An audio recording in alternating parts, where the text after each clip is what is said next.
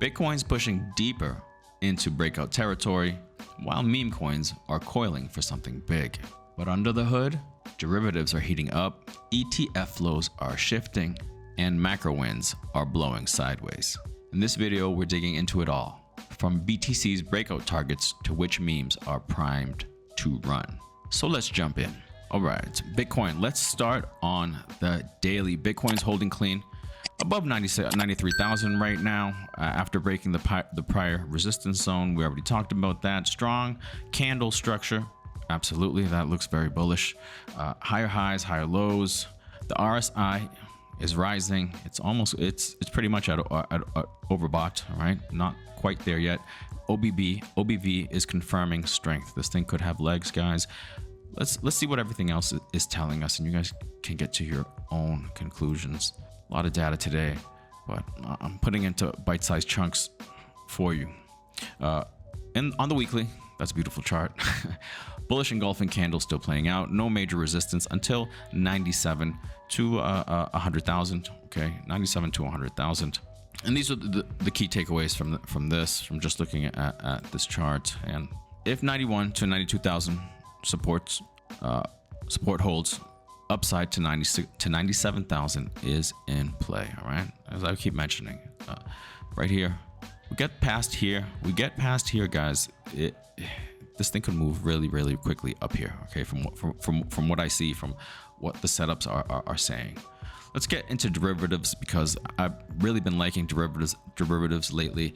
It's not easy, but it has a wealth of information. I think that really does help. CoinGlass, this thing is awesome. It's a lot of information. Anyways, ETFs, look at that. That's a good uptick, to be honest with you. Look at that. When was the last time? You have to go back into January, okay, to see these big things. The institutions are buying, okay.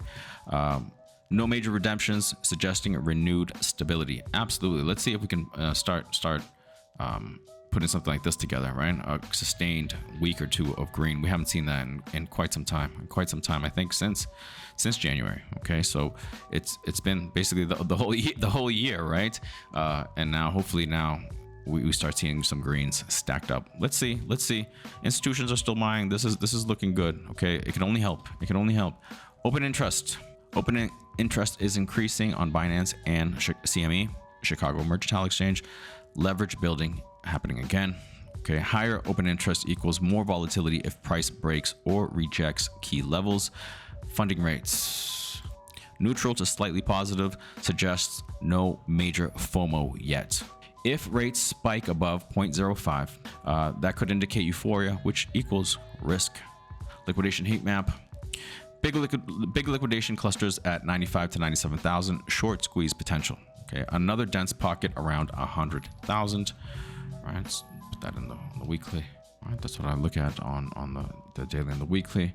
Just mentioned that to you. Max Pain. Friday's max pains for options sits at $90,000. Okay, below that, we're below current price. Could create temporary pullback pressure post expiry. Remember that expiry happens around the 26th. The 26th in 2 days. Okay, it's going to be interesting to see what happens there from there to like the 30th. Gamma commentary. I can't remember what that is. Anyways, Gamma's flipping net long near, I think it's the Greeks. Gamma's flipping net long near 95,000, which means market makers are more delta neutral.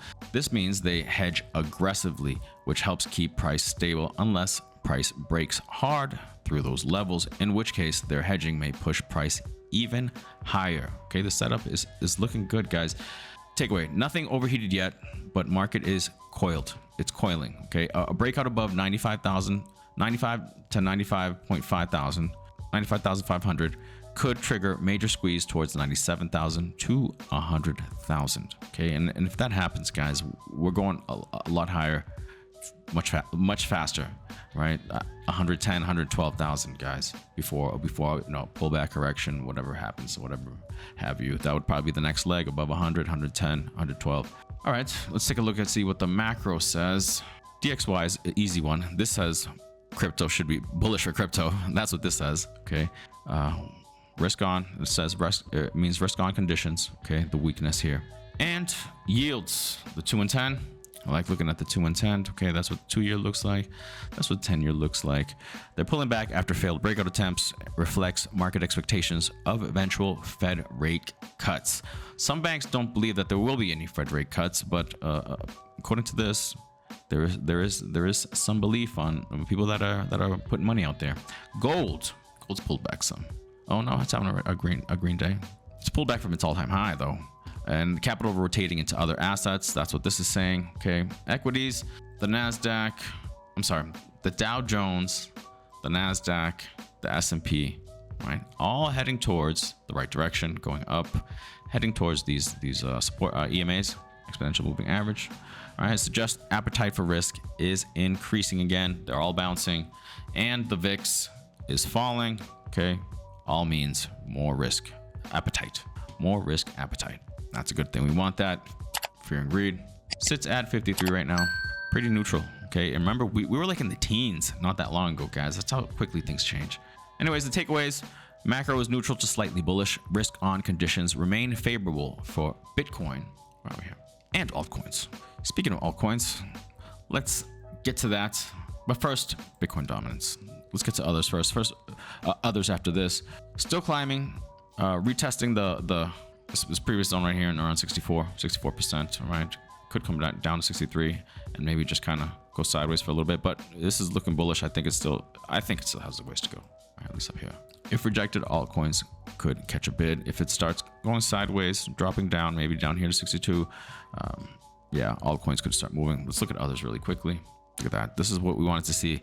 It lost the structure. But it came back very strong. Came back into the structure. This is where we want to be. This is where we want to be. This is a great start right here, guys. Okay, so it looks pretty good.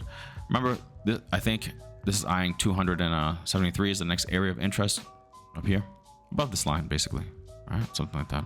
It's the next area of interest above the EMAs, the 50 and the 200. Okay, keep that in mind. I think that's where it's trying to go. We'll see what happens when it gets there. Alts are still in waiting mode. That's the takeaway. If BTC consolidates, they could rally.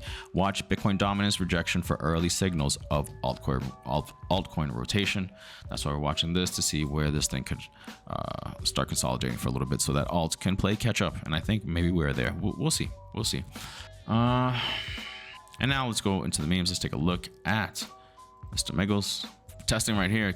If we get over this 2033, I'm sorry, 1033, right, which is the 50 EMA. Next stop would probably be, next attempt would be at 0044, right? So let's see if we get rejected here. Obviously, then we want to come back down here like this, right, down here. Toshi, oh, I'm gonna give you where that price would be. Down here means 0.026. Right now we're at 0.030. 0.30, yeah.